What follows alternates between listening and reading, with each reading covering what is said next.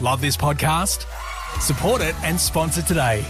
Simply head to ozcastnetwork.com for details. It's The In Show, Australia's only show dedicated to innovation from Adelaide, Australia and across the globe. It's David Grice and Troy Sincock once again talking innovation and chatting to some people that are really making some things happen. They're really inspiring what people are up to in the space of innovation. I'm really loving, Troy, the stories we're pulling out here. I'm learning so much, and I think probably that's what makes me enjoy working on The In Show so much. It's just the fact that I'm always learning about all these new things and just getting inspired on a weekly basis with the people that we talk to. There hasn't been a single interview that we've done that I've come away from going, oh, that wasn't worth it. Every single time I learned something new or discovered, that the person is not only doing the thing that we're interviewing them about specifically, but they discover they've got all these other irons in the fire as well. It seems that people that are in that innovation space often are, consistently creating stuff around them. Yeah, I reckon there's probably one interview, though, that you didn't learn anything, and that's when you interviewed me. That's true. Nothing at all. That, what a waste of time that was. Well, you did the same to me and probably felt similarly. Yeah, I was, having to sip a lot of coffee that day. Yeah. Now, this guy is absolutely incredible. Founded in 2010 by two guys, Mighty Kingdom has released over 75 games and applications for mobile and web to over 24 million customers worldwide. And they've built a team from all walks of life and have worked with international brands like Disney and Lego, Moose Toys, Kit Kat. Dan Thorsland is Mighty Kingdom's general manager. So how did you get this thing off the ground, Dan? It was something that Jindo Lee, who people might know from HappyCo, which is one of Adelaide's more successful startups. He's currently in San Francisco now. And a guy who used to work for me. His name is Phil Mays. I now work for him. If I have one talented life, it's identifying people that are a lot smarter than I am and not pissing them off. So Phil and Jindo started Mighty Kingdom back in 2010. It was more of a blended application development company than it necessarily was a games company. When Happy Inspector or HappyCo took off, Jindo moved overseas. Phil continued to run the business. We started to focus more on games, and then he brought me in about 4 years ago when we got up to 6. And he said, I might need somebody with a gray beard who looks kind of fatherly. So he's like, all right, let's get Dan in. And notably, Phil just grew a beard this past Christmas and is looking quite paternal. He and Jindo started it off. Fair credit to them, but I think since then, like Phil and I have worked really doggedly to grow the business from that 6. And now we're just pipping 50. We're really close to 50 now, and with big expansion plans. And it's been an amazing 4 years, so happy to talk about it. What has that been like, growing that quickly?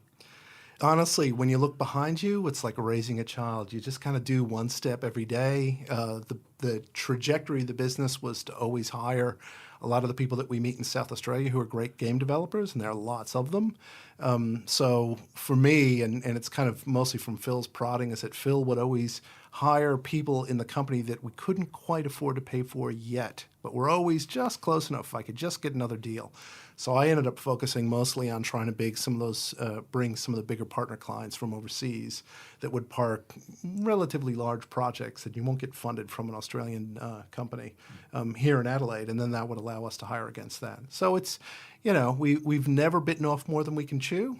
I'd say if there's one great survival instinct at Mighty Kingdom, is that the team is always extremely committed to quality. And every product that we deliver ends up being a great business card for the next 5 products. Mm-hmm. So, when Disney booked us in and we went out and we talked to Moose Toys about the Shopkins brand, they said, well, what major brands do you work on, and why would we trust you with our toy line? Is Disney big enough? Oh, okay, that'll do. And then when, somebody that Phil and I knew at Lego were looking around for a developer who was very good at developing high-quality apps for the kids space, they looked at the Shopkins list, and I know those guys. And again, that credibility was there because we were consistently within the top 50 to the top 20 in terms of the App Store for that kids category. So I can't say that it's not scary. It's always scary as you take on the responsibility of all those people. But it's always been a natural trajectory of the company because that's where the business as well as the global industry is. It's growing. Yeah. So it is growing. I mean, growing so fast as well, like Troy said. How do you find the talent? I mean, surely that's... How do we not find the talent is the question. Look, we're really fortunate in that we are, by an order of magnitude, the biggest developer in South Australia. So we do get a lot of attention. We have very good interaction with local education. Just recently, we ran a graduates program. We had about 8 slots to fill, and we had over 218 applicants. Wow. So, we were really fortunate that most 25, between 18 and 25-year-old up to 30-year-old digital professionals in Australia would love to make a video game. I think there's a natural interest in most young professionals nowadays. It's something that they do. It's something that they increasingly spend their free time doing. So as soon as they have, any kind of inclination to create content or to learn how to code, they'd love to get into the video game business. So we get a lot of really high-quality applicants. We also have a very, very good engagement with all the local universities. We're always talking to the heads of school at UniSA, University of Adelaide, Flinders, and probably most importantly, the Academy of Interactive Entertainment, which is a specialist training facility here. It's national, but the one that we've got here in SA, we hired probably 7 graduates from there last year, and we'll continue to hire graduates from there. They're very good. It sounds like gaming has become a more significant part of your business. How has that developed over time? It was a commitment. It really was. We kind of, Phil and I, it's probably maybe 2 years ago. It's hard to remember now. I'm getting old. My memory, which date it was. But Phil and I were sitting there, and there's not a lot of sales in the pipeline, and it's getting hard to drag this deal across the line. And Phil's thinking, maybe we should kind of split the company in two and focus one part of the company on games and focus the other part of the company on just general innovation and app development and service stuff, and talk to banks. And we have worked really well with real estate customers in the past. And then I just said, it's not what the team wants, And he's like, yeah, you're right. Like everybody at the company wants to work on games. We just have to work that much harder to bring fee-for-service clients down, to the Southern Hemisphere and to South Australia and show them that we can make great products for them. And I think the Moose deal was the thing that really opened those doors, because instead of a one-off project like we were getting from a lot of the other people we work with, this was one where we partnered with Moose. They gave us a lot of ownership over the products and, most importantly, shared some of the revenue on the back end. So that allowed us to grow that part of the business, commit a team of 12 people to just games. And then as money would come in and revenue would generate out of those games, it allowed us to do additional hires and seek more games clients. And for, I would say, the past 2 years, we focused 99.9% of the company is on that. And every new hire is a game developer. And the clients that you get, are they coming to you, or are you having to actively go out and search for them? Both. We are putting a few folks on a plane overseas. They're going to the Game Developers Conference in San Francisco in mid-March. And then I think prior to that, 2 of them are going to South by Southwest to do a little bit of meet and greet there. And then they're all going to swing back through Burbank and talk to a few contacts we've got in the studios there. I used to work at Warner Brothers a long, long, long time ago, so I still have halfway decent networks into the studio systems back in the States. That helps.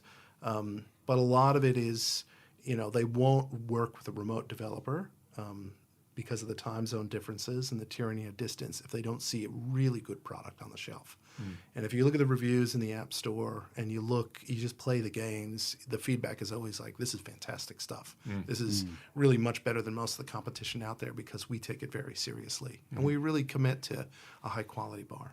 I wanted to just hear from you, what it's like working in a different time zone with the company. I mean, I know someone who scores films here from Adelaide. There's a guy from Chicago who married someone in Adelaide and now lives here. Happens to the best of us. Yeah. In my case, the worst of us. And he, he referred to it being extremely efficient because, people on the other side of the globe could effectively sort of issue some direction, go to bed, wake up the following day, and the work was done. Is that how it is for you too? As long as you have the right relationship with the client. That's the most important thing. If you're dealing with a large studio, it can be quite bureaucratic. So in the time I've been here, I've been in Adelaide about 17 years, I've worked with a lot of overseas studios. Rockstar, Midway, Atari, LucasArts. And it really, your success is always based on whether or not you have a good relationship with your vendor overseas or your client overseas. If they want to micromanage you and they don't trust you, if there's issues with the stability of any build during that product cycle and you lose a little bit of that confidence, suddenly it becomes a big deal. You're waking up at 3 o'clock in the morning, they're having critical meetings around the fact that they think the project's at risk. That's the bad side of it. The good side of it is like your friend and like where we are now, if they understand what you do, and they know that, we're just going to get out of the way and let you guys be experts in what you do, which is make great games for kids around 6 to 12, then they wake up in the morning and they look at a product that is well-intentioned and, designs that are well thought through and a stable build, and they just tick the box, give you a bit of feedback. You do a few late-night phone calls with them, but for the most part, they just encourage you to keep doing what you're doing. Because they're not going to bring the work to you if you don't do something that they can't get elsewhere. That's the key. Yeah. And if you're a great film composer and they want your certain touch and they know they can package up that bit of work and just trust you to get the job done, then it's great. You get to work in your socks, and be very relaxed. I don't think he even wears socks. In fact, he wears very little at times, which is a bit confronting. See, perfect. There you go. If you want a sock-free existence, you know what you need to do. Yeah.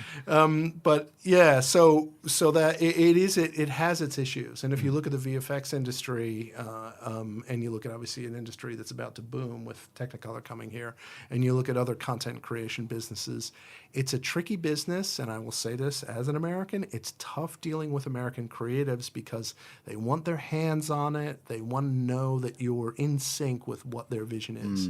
And if you're dealing with somebody whose vision is a bit blurry, to be polite, then you run into that trouble of being a remote studio. Very difficult to satisfy somebody who basically doesn't know what they want. Yeah. So was the expansion of Mighty Kingdom something that sort of organically happened, or was it something that you'd kind of planned from the beginning and then all of a sudden it's now taking a different tack? It's I would say if you asked Phil, he said it was always a plan. In Phil's mind, he always wanted to get the studio as big as it could be because he really wanted to see, particularly the South Australian development community, bring back some of those big projects. Because Phil came here to work at Ratbag when they were still going, and then Ratbag, because Americans were running the show, point taken, shut it down. And moved the IP overseas. So he thankfully stuck around in the community, figured out how to make his way. We worked together at Chrome when we were doing Star Wars games here. But again, we were part of a national studio system, and it wasn't wholly South Australian.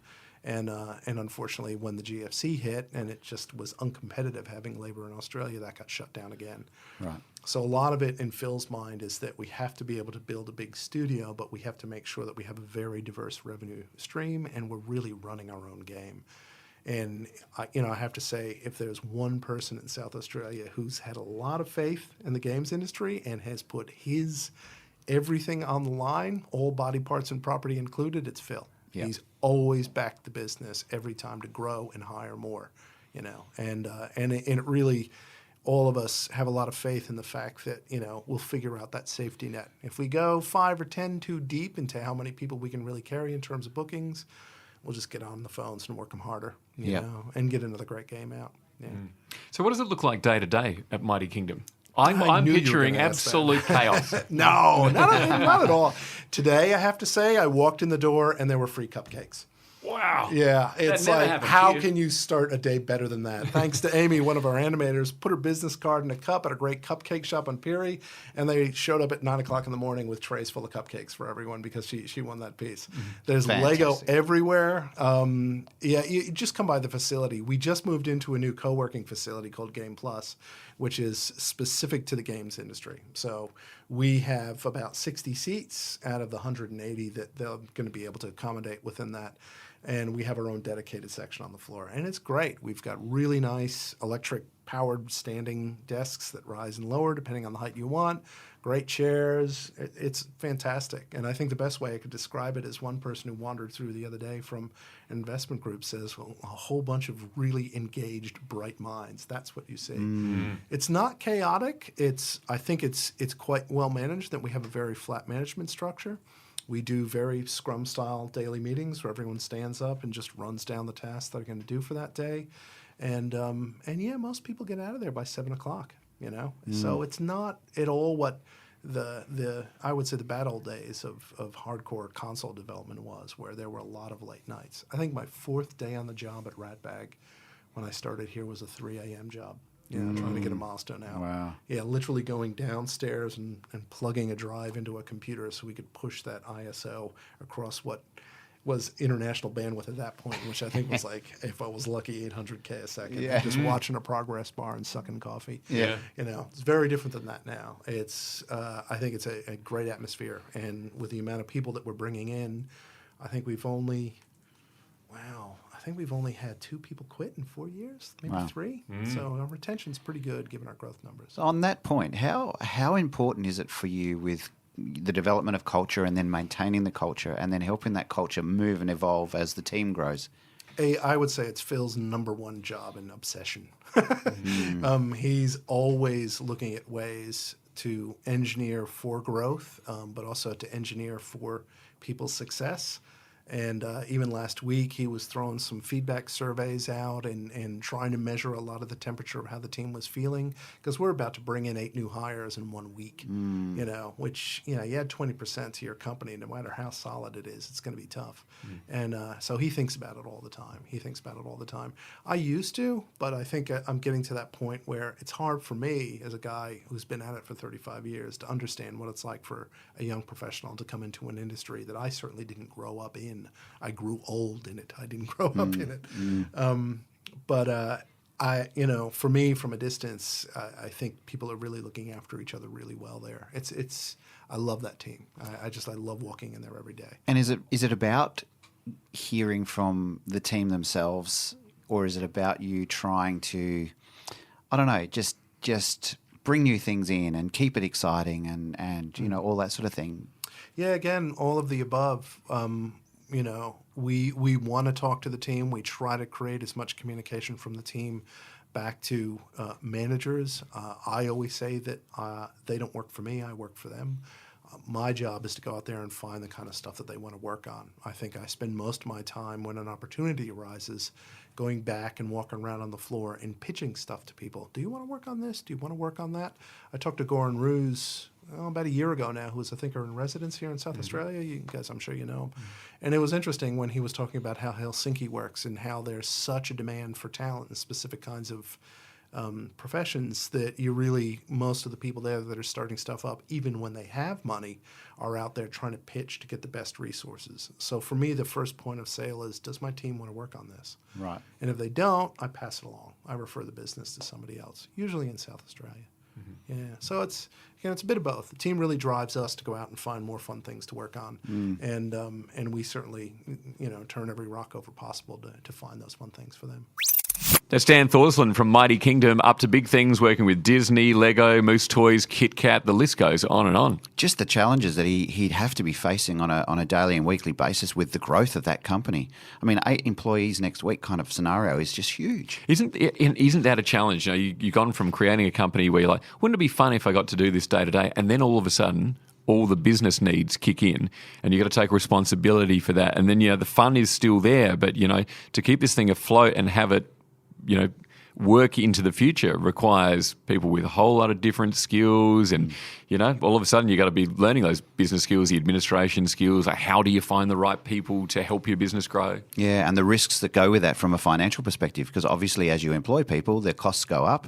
So you have to know that, like you said, just that little, really on the edge of not being able to afford someone, so you go for it. And then all of a sudden that turns into future revenue and all sorts of other things. Yeah, sort of building his capacity as he was getting the funding. Really extraordinary. Now, tomorrow we're going to hear some more inspiring words from someone who really touched us on the In Show.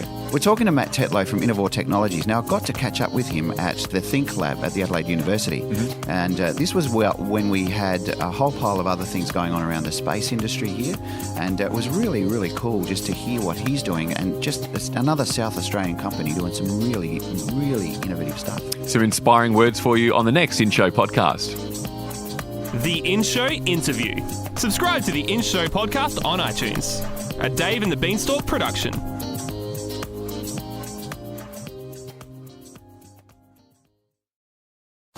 Love this podcast?